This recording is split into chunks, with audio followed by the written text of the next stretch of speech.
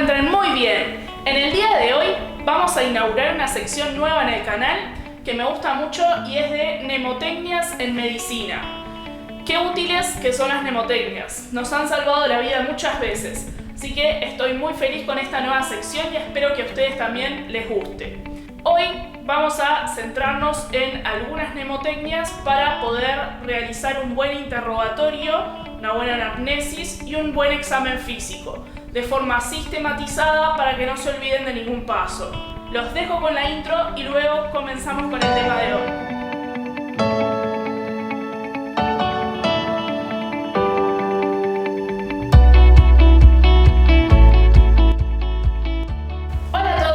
Mi nombre es Cecilia Delgado, soy doctora en medicina y les doy la bienvenida a mi canal de YouTube, donde podrán aprender muchas cosas, entre ellas bioquímica, histología, fisiología, genética, biofísica, fisiopatología, entre muchas cosas más. Así que si te gusta la idea te invito a suscribirte a mi canal y activar la campanita para ser notificado de cada nuevo video que suba. Y ahora, sin nada más que agregar, los dejo con el tema de hoy.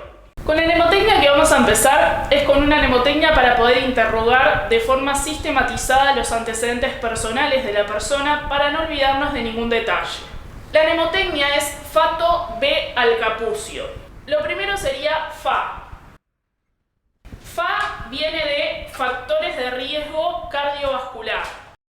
¿Cuáles son estos factores de riesgo cardiovascular? Bueno, acá lo que tenemos que indagar bien es si la persona tiene, por ejemplo, hipertensión, ¿sí? Si la persona es hipertensa, desde cuándo es hipertensa, qué tratamiento tiene, las cifras con las cuales le diagnosticaron la hipertensión arterial, las cifras habituales que tiene, el tratamiento farmacológico que tiene, ¿sí? Todo eso deberían preguntarlo ahí.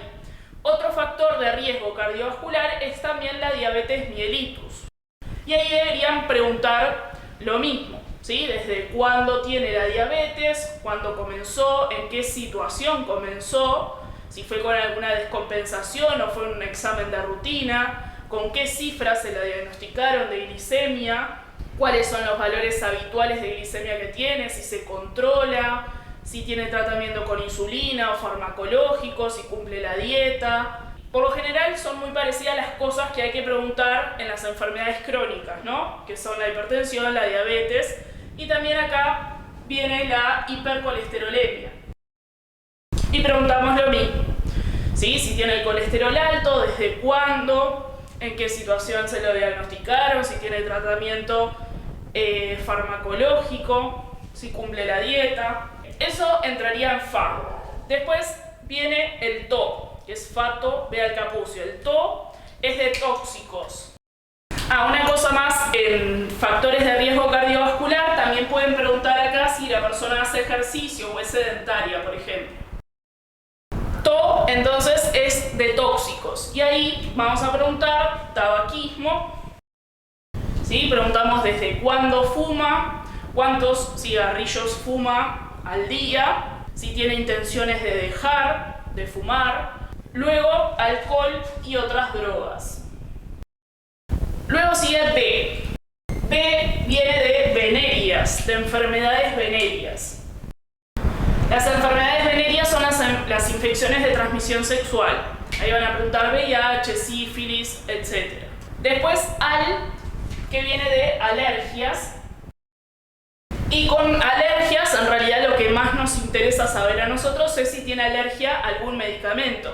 No vaya a ser que le recetemos algún medicamento y el paciente haga una reacción alérgica a ese medicamento. Entonces siempre es muy importante preguntar si el paciente tiene alguna alergia que sepa, conocida, a un medicamento para no recetarle ese medicamento.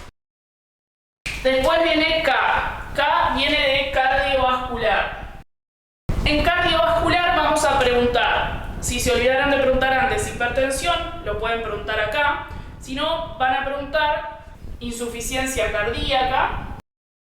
Le preguntan a la persona si sabe si tiene diagnóstico de insuficiencia cardíaca, o muchas veces el paciente no sabe que lo tiene, pero sí sabe que el médico le dijo que tenía el corazón grande. Entonces otra forma de preguntar la insuficiencia cardíaca es preguntarle al paciente si alguna vez le dijeron que tenía el corazón grande.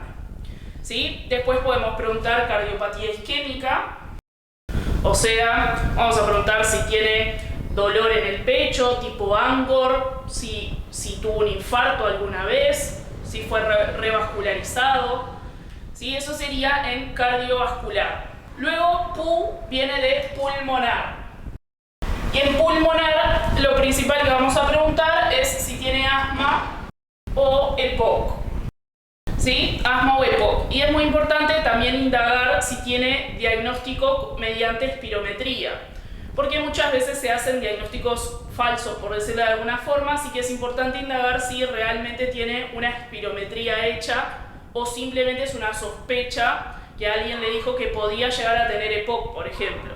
¿Sí? Entonces es importante preguntar si tiene espirometría hecha, si utiliza broncodilatadores, o sea, cuál es el tratamiento que tiene, si ha estado internado por el EPOC, cuántas veces ha estado internado, si estuvo en CTI, si tuvo alguna intubación. Todos esos son datos que son muy importantes y hay que recabarlos. Luego tenemos la C. La C es de cirugías. Y ahí simplemente vamos a preguntar si alguna vez lo operaron, si tuvo alguna cirugía, dónde fue, si todo estuvo bien o hubo alguna complicación. La I es de internaciones. Y ahí lo mismo, le van a preguntar si alguna vez estuvo internado. Si el paciente está internado en ese momento, le preguntan si es la primera vez o ya ha estado internado antes, cuál es la causa, obviamente, de la internación que haya tenido. Y luego la O es de obstétricos. Obviamente si la paciente es mujer, ¿no? No le vayan a preguntar un hombre los antecedentes obstétricos porque los va a mirar medio raro. Es una broma, ¿verdad? Porque es lo más estúpido que he leído. Pero si la paciente es mujer, ahí le preguntan los antecedentes obstétricos. Si ha tenido embarazos, si ha tenido algún aborto, si ha tenido algún problema en esos embarazos, si fueron controlados, etc. Con esta mnemotecnia les aseguro que no se van a olvidar de preguntar nada, es muy sistemática y ayuda muchísimo. Yo la usaba mucho cuando recién estaba aprendiendo a interrogar, me fue muy útil para no olvidarme de nada. Y siempre al final está bueno preguntar también si toma alguna medicación que no nos haya dicho antes. ¿Por qué? Porque muchas veces se les pregunta a un paciente si es hipertenso, si tiene diabetes, le preguntamos un montón de cosas y a todos nos dice que no. Pero de repente les preguntamos, ¿toma alguna medicación? Y ahí les va a sacar una lista enorme de medicamentos que toman. ¡Demonios, Doc! ¡Eres realmente un genio! Sí, o sea, muchas veces el paciente desconoce su enfermedad o la niega, pero si le preguntamos si toma alguna medicación, ahí nos dice que sí, y con eso podemos llegar al diagnóstico que tiene el paciente. Así que yo le sumo a toda esta mnemotecnia al final preguntar los medicamentos que toma el paciente. Vamos a ver ahora una mnemotecnia que es muy útil y muy utilizada, que es para indagar algún tipo de dolor, ¿sí? O sea, cuando el paciente viene a una consulta y nos dice que tiene dolor, ¿cuáles son las cosas que no nos deben faltar preguntar acerca de cómo es ese dolor? La mnemotecnia es Atiliev. La A es de aparición. ¿Qué vamos a preguntar ahí? Bueno, ¿cuándo le apareció el dolor? Primero que nada, la fecha, el momento en el que le apareció el dolor. No es lo mismo un dolor que lo viene teniendo hace un mes que un dolor que le empezó hace 5 minutos. ¿Cuándo le apareció entonces? Y vamos a preguntar acá también en qué circunstancias le apareció ese dolor. Por ejemplo, si fuese en el caso de un dolor torácico, no es lo mismo que ese dolor haya aparecido mientras la persona estaba en reposo sin hacer nada o cuando la persona estaba caminando. O sea que ahí en aparición preguntamos esas dos cosas. ¿Cuándo le apareció el dolor y en qué circunstancias? O sea, ¿qué es lo que estaba haciendo cuando le apareció? La T es de tipo. ¿A qué nos referimos con tipo? Al tipo de dolor que tenga la persona. Si es un dolor opresivo, en el caso del dolor torácico, por ejemplo, si es un dolor que le aprieta, que es opresivo, si es un dolor como una puntada, si es un dolor como un retorcijón, por ejemplo, si fuese en el caso de dolor abdominal, si es un ardor, si es un dolor punzante, ¿sí? Todo eso lo preguntamos ahí. Puede ser opresivo. El dolor tipo retorcijón que les dije a nivel abdominal se le llama dolor tipo cólico. Después sigue la I. La I es de intensidad. ¿Qué vamos a preguntar ahí? La intensidad del dolor. Pero no lo vamos a preguntar así nomás, cuánto le duele, si le duele mucho, le duele poco. Porque, como sabrán, el dolor es algo subjetivo. Entonces, va a seguir siendo subjetivo, pero se lo vamos a preguntar con una escala. Le vamos a preguntar del 1 al 10 qué tan fuerte es ese dolor. Siendo 10 el peor dolor que sintió en su vida y siendo 1 el dolor más leve. Esa es la forma de hacer esta pregunta de forma correcta, ¿sí? Porque los pacientes tienden o a exagerar o a minimizar el dolor, o como les digo, es una sensación, es algo subjetivo que siente la persona, capaz que lo siente como el peor dolor de su vida y en realidad no era tan así. Entonces lo mejor es poner esa escala del 1 al 10, qué tan intenso es ese dolor. Si es una mujer, por ejemplo, muchas veces les dice que el dolor es súper intenso, que es el peor dolor que sintió en su vida, entonces ahí se los pregunta, ¿es igual que un parto? Si la persona obviamente tuvo hijos, ¿no? ¿Es igual el dolor que sintió en el parto? Y ahí por lo general, si no es tan fuerte el dolor, les va a decir, no, tan fuerte no es. ¿Sí? Siempre hay que rebuscársela para ver qué tan intenso realmente es ese dolor.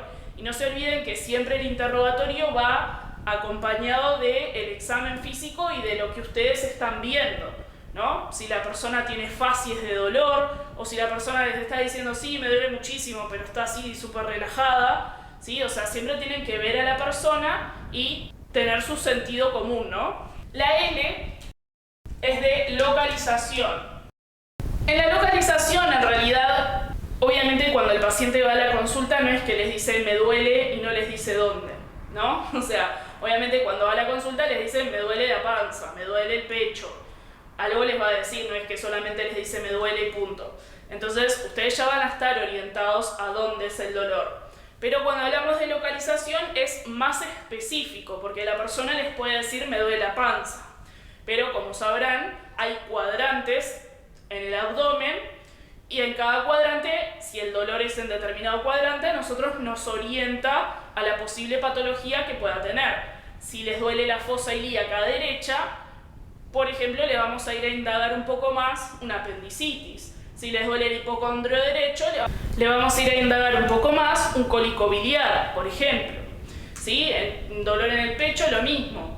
Les puede doler a nivel posterior y orientarse más a los pulmones, o le indagan, por ejemplo, si el dolor es retroesternal, ¿sí? O sea, que esté atrás del esternón, si es opresivo, todo eso nos va orientando a qué posible patología pueda tener. ¿Sí? O sea que cuando hablamos de localización nos referimos específicamente a qué lugar le está doliendo. ¿Sí? Por lo general también se les pide que, si en el caso por ejemplo de que sea un dolor abdominal, se les pide que señalen con un dedo dónde es que les duele. Si ellos pueden señalar con un dedo lo que les duele, nos orienta justamente a lo que les decía, determinado cuadrante, qué órganos hay ahí, qué es lo que le puede estar doliendo. Si no pueden señalar con un dedo es porque es un dolor más generalizado. Luego tenemos otra I. La otra I es de irradiación. En irradiación lo que vamos a preguntar es si ese dolor se le corre para algún lado o se queda quieto donde está. ¿Sí? Por ejemplo, una persona que viene con dolor lumbar, a nosotros nos interesaría saber, por ejemplo, si es una pielonefritis, o sea, una infección del riñón, o si es un dolor más muscular, ¿no? Entonces, es importante, entre otras cosas, sobre todo el examen físico, pero también es importante preguntar las irradiaciones. ¿Sí? En el caso de que fuera una infección urinaria, por ejemplo, se le podría irradiar hacia adelante, ¿sí? Que se corra hacia adelante, hacia la región inguinal. En el caso de que fuera un dolor muscular, se le va a quedar localizado ahí. En el caso de que fuera un dolor más nervioso, del ciático se le va a irradiar hacia la parte posterior del muslo, ¿sí? O sea, es muy importante también preguntar eso, o sea, si el dolor se irradia. En el caso de un infarto, el dolor es a nivel retroesternal, pero se puede irradiar hacia el hombro izquierdo, hacia el cuello. La E es de evolución. ¿Qué quiere decir evolución? Quiere decir si ese dolor fue siempre igual o fue intensificándose o fue descendiendo la intensidad. Es la evolución del dolor, básicamente. Si siempre fue igual o fue aumentando o fue disminuyendo. Y luego la F es de factores acompañantes. En fenómenos acompañantes va a depender del dolor que tenga la persona, pero algo que tienen que preguntar siempre es el síndrome neurovegetativo. El síndrome neurovegetativo está compuesto de varios síntomas y signos, por ejemplo, palidez, mareos, náuseas, vómitos. También puede ser sudoración, palpitaciones, etc. Y ahí nos quedó el ATILIEF. El ATILIEF es muy utilizado, como les dije, y también es importante que lo utilicen para poder indagar bien todo y no confundir un diagnóstico con otro. La última mnemotecnia que vamos a ver hoy es para saber evaluar el examen físico general del paciente. Para eso hay una mnemotecnia que es bastante larga y capaz que es medio complicada de aprender al principio, pero después van a ver que es muy útil porque lo mismo, sirve para sistematizar todos los pasos y no olvidarse de nada. La mnemotecnia es Sigenu de Abi Fafu te pide Boculima. Si viene de psiquismo. La parte del psiquismo en realidad va a depender de por qué venga el paciente y cómo ustedes lo notaron durante el interrogatorio, porque recuerden que primero se hace el interrogatorio y después el examen físico. Entonces, si ustedes ya notaron que el paciente estaba bien durante el interrogatorio, que les respondía todo bien, cosas coherentes, esa parte la pueden obviar. Ahora, si el paciente lo notan medio confuso, si viene por algo neurológico, ahí esa parte la tienen que indagar bien. ¿Cómo se indaga? Simplemente le van a preguntar si sabe qué día es, en qué mes estamos, en qué año estamos, si sabe que, por ejemplo, qué estación es, si sabe quién es el presidente. Son preguntas que las debería saber, responder de forma fácil, capaz que la fecha no tanto porque uno se la tiende a olvidar, pero todo el resto lo debería saber y responder fácil. ¿Sí? Si hay alguna alteración, con eso nos daríamos cuenta. G es de estado general. Esto va a simplemente mirar a la persona, si la persona tiene un buen estado general, si tiene un estado general regular o si tiene un mal estado general. Es simplemente nosotros vemos a la persona y cómo nos impresiona que está. NU es de nutrición. Y acá en la parte de nutrición tenemos que evaluar tanto lo proteico como lo calórico. En lo proteico debemos evaluar las masas musculares. Vamos a palpar las masas musculares para ver si está bien la parte nutricional proteica.